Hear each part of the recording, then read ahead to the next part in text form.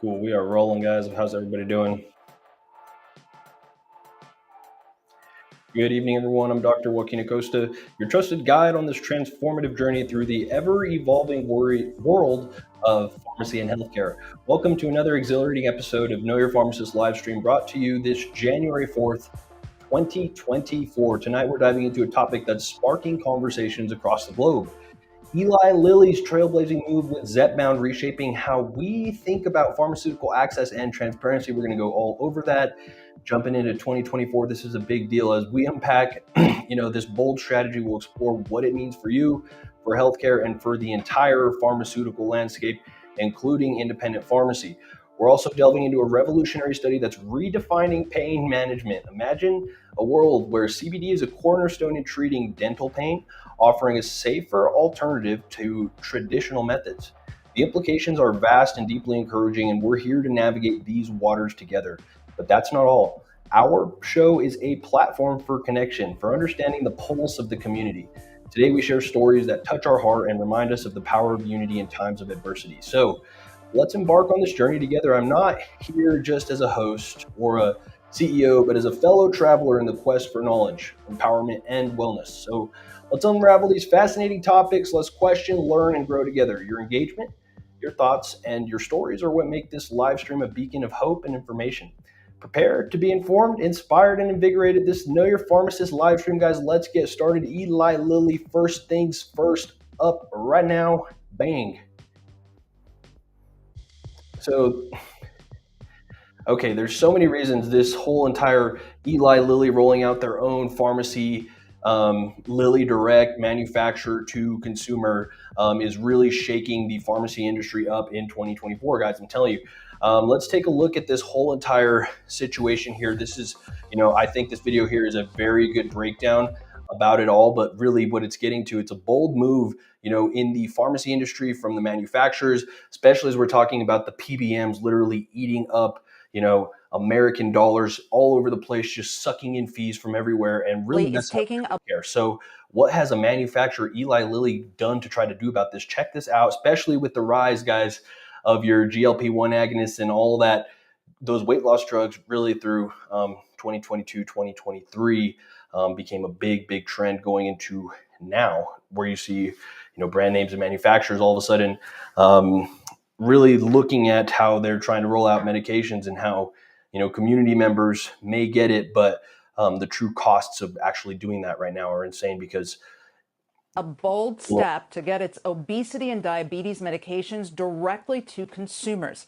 The drug maker is launching Lilly Direct, where patients can get the company's obesity, diabetes, migraine meds with a doctor's prescription directly from Lilly. If they don't have a doctor, they can find one on the site and get their prescription sent to their home through a third party. Lilly is using online pharmacies like TruePill and others for this direct-to-consumer push.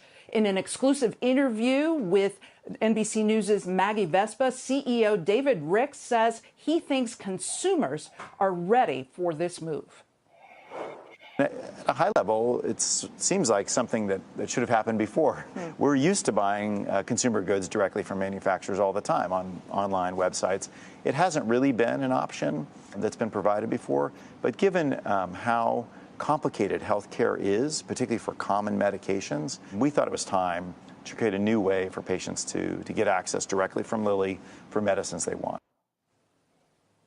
It's interesting. Now, through Lilly Direct, patients can get the company's new weight loss drug, Zepbound, which lists for about $1,060 for half that price at $550 without insurance and a copay of $25 with insurance. Now, that transparent pricing is really a shot across the bow at the big three pharmacy benefit managers, Cigna's Express Scripts, CVS's Caremark, and United Health's Optum. Drug makers have long complained that they have to give PBMs steep discounts, but then patients still pay high out-of-pocket costs based on a list price, and that the PBMs, they say, pocket the difference. Now, David Ricks has said that he wants employers to know that they are working hard to make these weight loss drugs more affordable.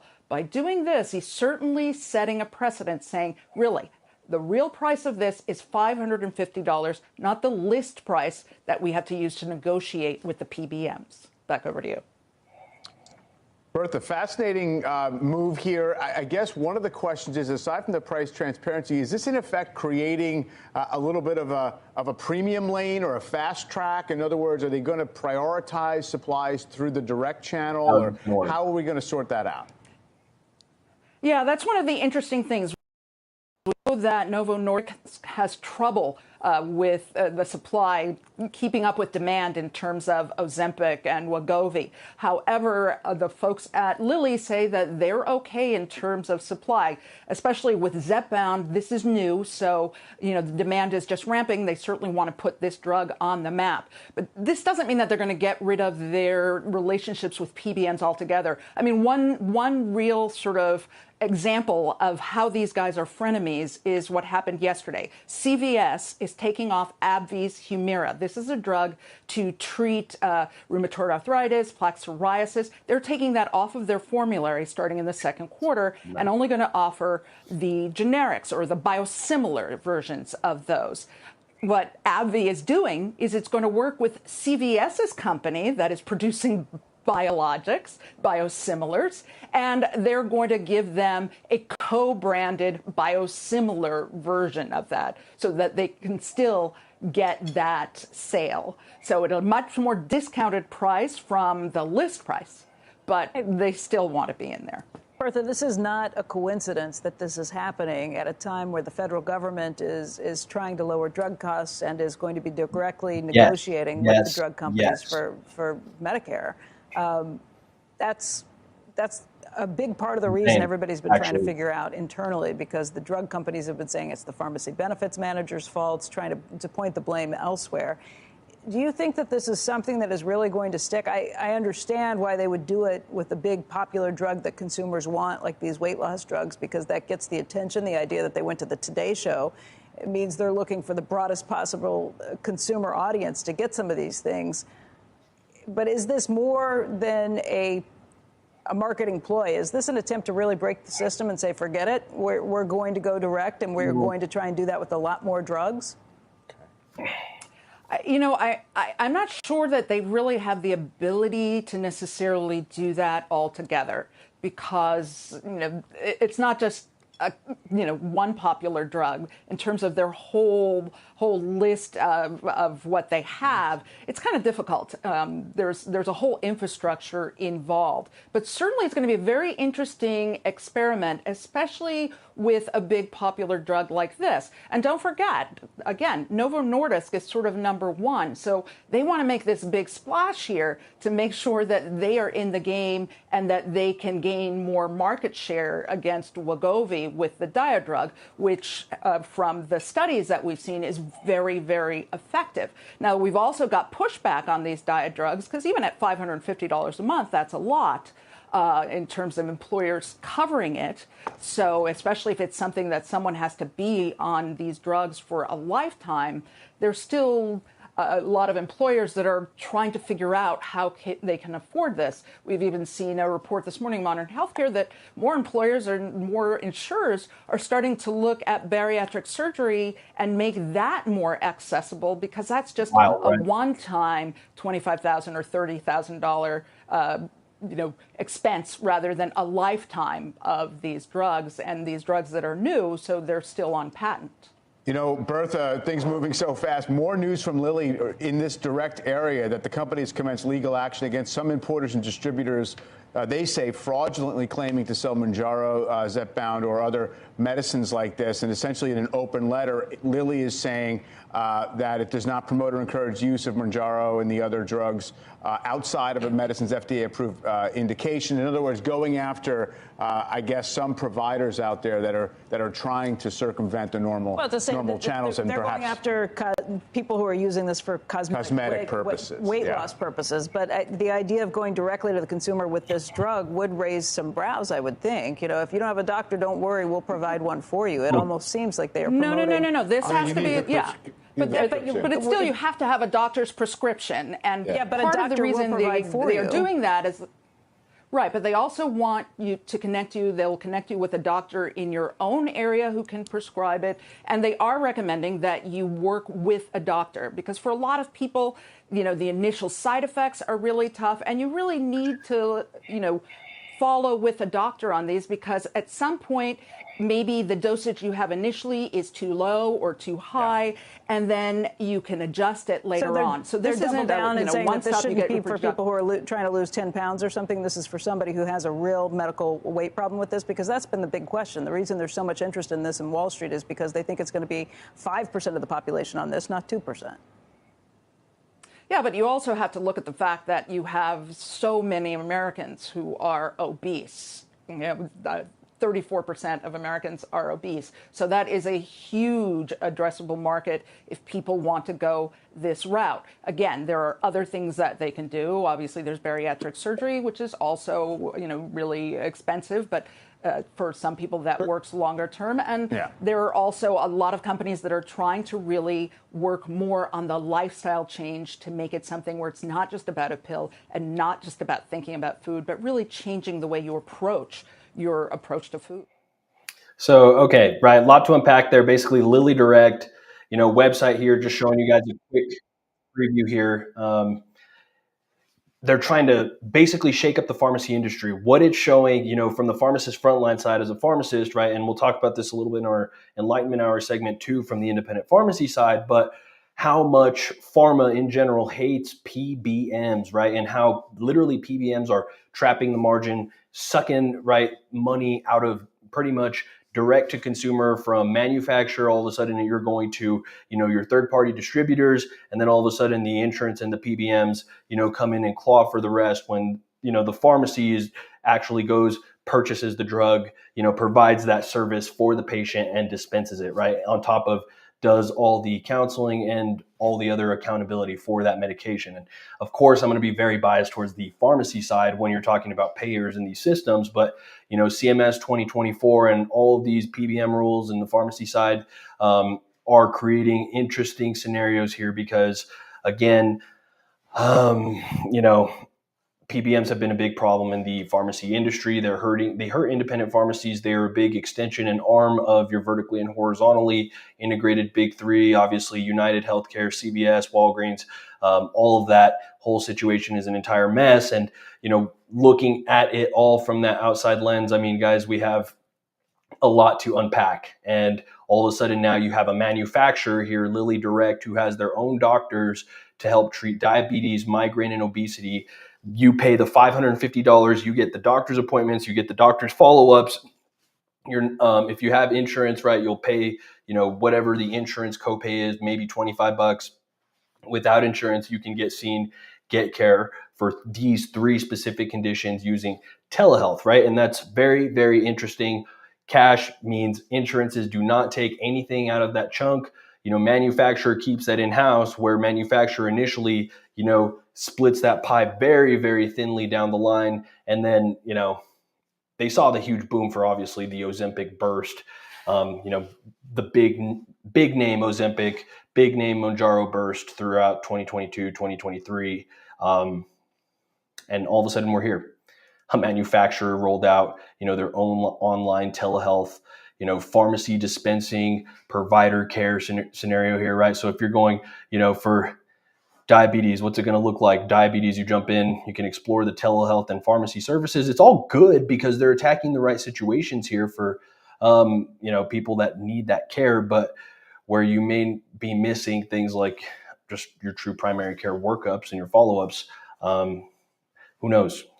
But again, still doctors, still care. And, how does telehealth work, right? Like telehealth is pretty cool.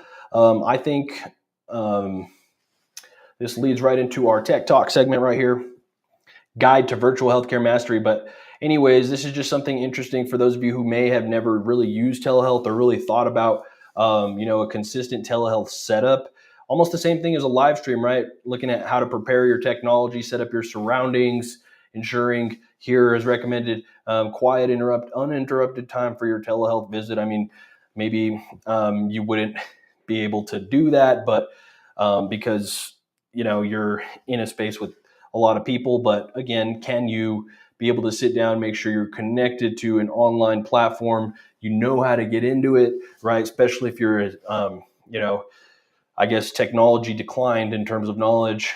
You may not be just a boomer or a senior citizen to be in that category. Some people are just technology, declined in general. So again, all good things to take into consideration here. Lilly Direct website link, I'm going to put you guys on with it right here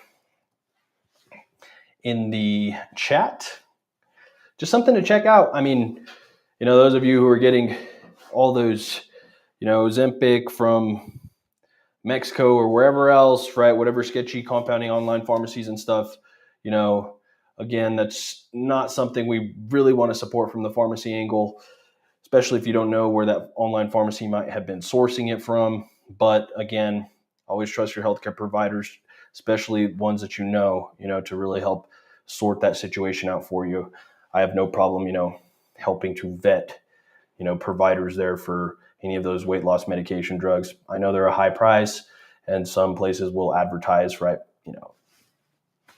some sort of heck of a deal, but really 2024, those deals are going to get thinner and thinner, guys. Healthcare costs are only going to find their weird ways up because it all just keeps getting passed back down to the consumer at the end of the day. Which leads me right into my Tech Talk or Enlightenment Hour segment. How does this kind of all transition? Well, guys, the state of independent pharmacies in 2024, it's facing literally significant challenges, particularly due to the ongoing conflict with pharmacy benefit managers over reimbursement rates and direct and indirect remuneration fees, DIR. Despite the CMS rule to eliminate retroactive application of DIR fees beginning in 2024, it appears PBMs have integrated these fees into their contract reimbursement rates, adversely impacting pharmacies. And we'll show you guys some examples here in just a second. Pharmacies are finding that a significant portion of their profit comes from a small percentage of prescriptions, specifically from certain generic medications that were previously specialty drugs. AKA, did we just hear how CVS was doing that, with Humira, right? This issue is compounded by the fact that PBMs are directing these profitable prescriptions to their own specialty pharmacies or mail order services, leaving community pharmacies with less profitable or even loss-making prescriptions. Despite the CMS rule change, which was intended to create transparency and financial predictability for pharmacies, the actual implementation seems to have fallen short of these goals. There is still a lack of clarity and consistency in how PBMs, pharmacy benefit managers, are applying and reporting these fees, and the pharmacies are struggling to adapt to the new system. The situation is further complicated by the relationships between PBMs, employers, and insurance plans. PBMs often have significant control over prescription drug coverage and pricing, which can be a very disadvantage for independent pharmacies. Additionally, the way PBMs structure their contracts and negotiate discounts can be opaque and may not always result in the best outcomes for patients or pharmacies. Independent pharmacies are exploring alternative models such as direct pharmacy care to bypass PBMs. What did we see here? A manufacturer saying, hey, I'm going to bypass all you guys and just hire my own doctors and sell my own medication is what literally just happened with Lilly Direct, guys. That's insane. The pharmacy at the end of the day wants to be the dispenser, right?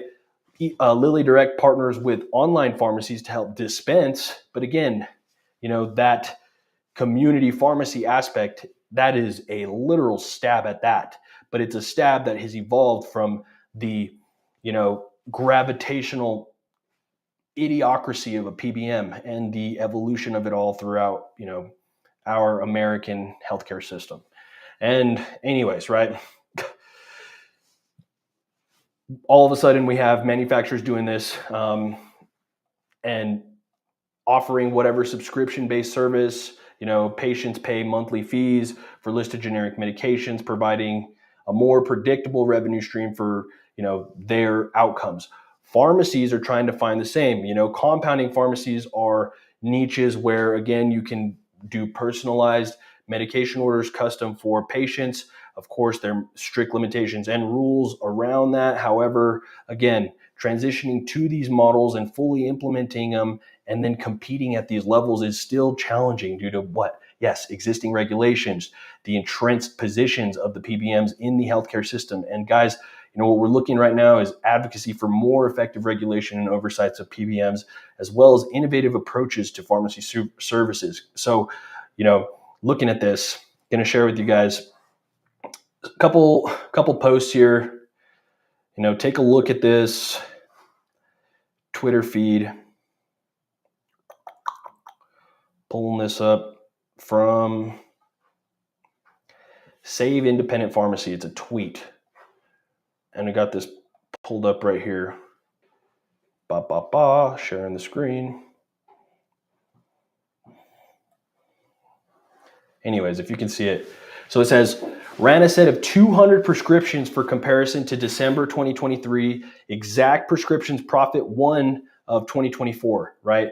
Look, literally at the end of last year, profit almost $4,500 on a medication, same medication, $1,000 profit, or excuse me, the 200 prescriptions. So again, in 1 month's time, gross profit down $3,300 from a set of 200 prescriptions that would have originally profited that pharmacy, right, about $5,000. So that literally, obviously, you're looking at 1 week for another as a business. You're like, okay, I've got these patients are all due for these refills this week, right?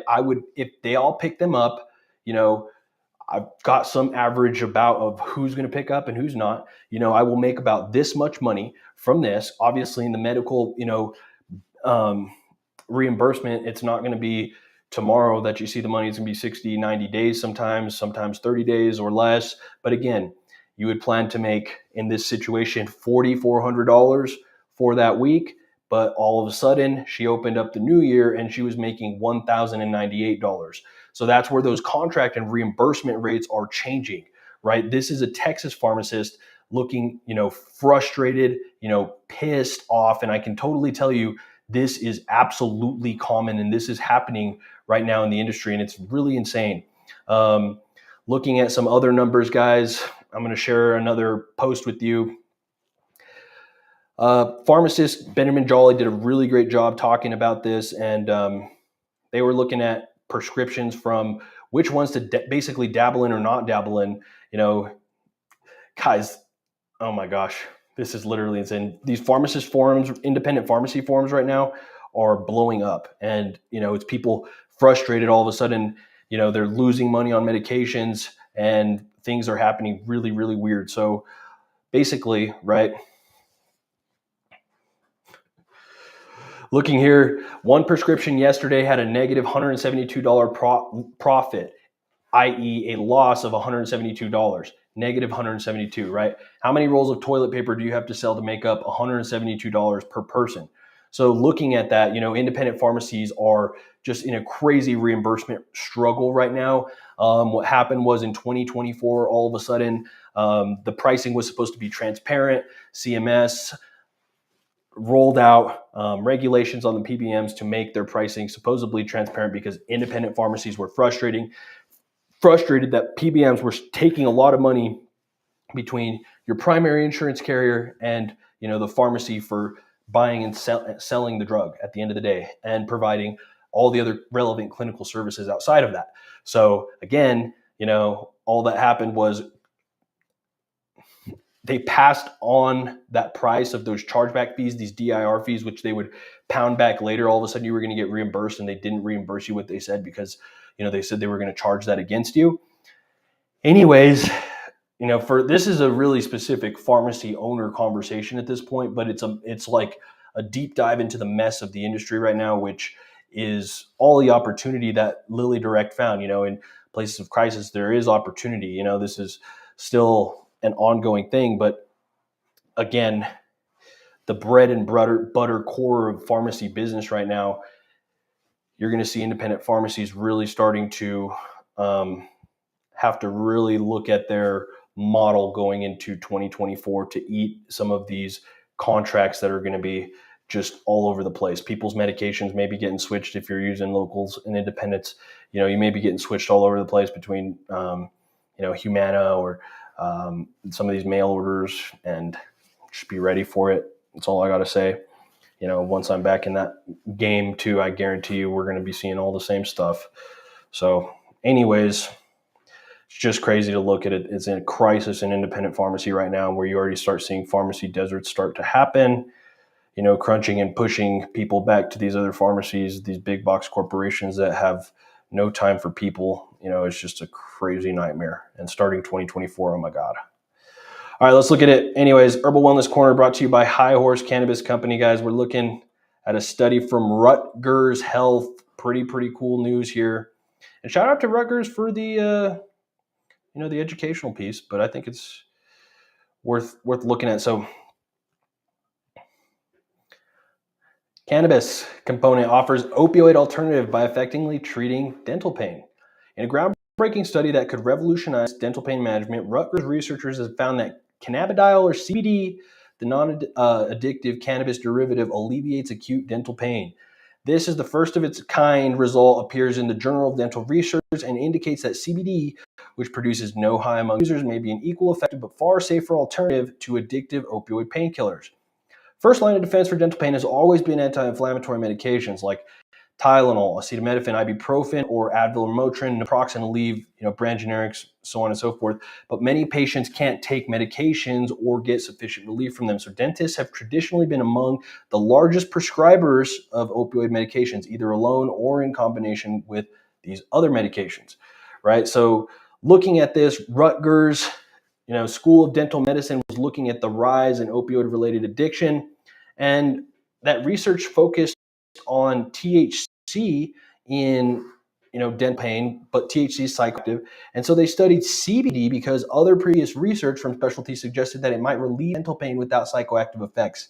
Pretty cool. So clinical trial involving 61 participants with severe tooth pain who were randomly assigned to receive either 1 or 2 doses of an FDA-approved pure CBD solution called Epidiolex, or placebo, FDA approved for Lennox-Gastaut or Dravet syndrome, 2 epilepsy disorders, not for dental pain. But anyways, researchers monitored the patient level of pain for 3 hours with a visual analog scale, standard tool for assessing pain intensity. Both CBD groups reported substantially more pain reduction than did the placebo group. About 85% of CBD users reported at least a 50% reduction in their initial pain, and both CBD groups reached a median of 70% reduction in pain. Another key finding was the increase in bite force among participants who received CBD, which suggests the compound improved tooth function and thus may be particularly beneficial for those with dental pain, affecting their abilities to chew. And, all very cool stuff from the University of Rutgers, their School of Dental Medicine, guys. That's all I'm saying. Ibuprofen and Aleve, traditional, most first-line therapy for acute dental pain, obviously got overridden over opioids in the recent times. But how do we even make that even better and really try to give that other opioid alternative? It's like, okay, maybe ibuprofen or Tylenol doesn't feel like enough of an option for somebody. You should really consider CBD. Great idea. Won't have a psychoactive component either. All right, guys, community spotlight brought to you by the Baked Chicken Farm. Sharing a fundraiser for a local community member. And it was just a situation. You can read it here, and I'm not going to read the whole story, guys, but people fall on hard times sometimes, and this is one of those situations that click right here and hopefully help achieve this $5,000 goal at $3,300. Last thing, guys, health and sports. Looking at this one, watching sports, experts say, is good for you. Love it. So I thought this was interesting because, right here, of course, self-esteem, I get this. Slam dunk for escapism, get it. But I liked, can watching sports actually make you fitter? Along with activating mirror neurons, the benefits of watching sports also include the stimulation of the sympathetic nervous system. In a study in the Journal of Frontiers in Autonomic Neuroscience, researchers found that when participants watched sports, their blood flow, respiration, sweating, and heart rate increased. While watching sports all day isn't a substitute for an actual workout, tuning into a game instead of binging the latest series or movie has more physical health benefits. So, if you can't do it, watch it, but go to a sports game, guys. Watch it live. Go experience that full benefit of full social community. I know NMSU and UTEP, I believe, are playing tonight. Go Aggies, baby. So that's it for our Men's Health Minute.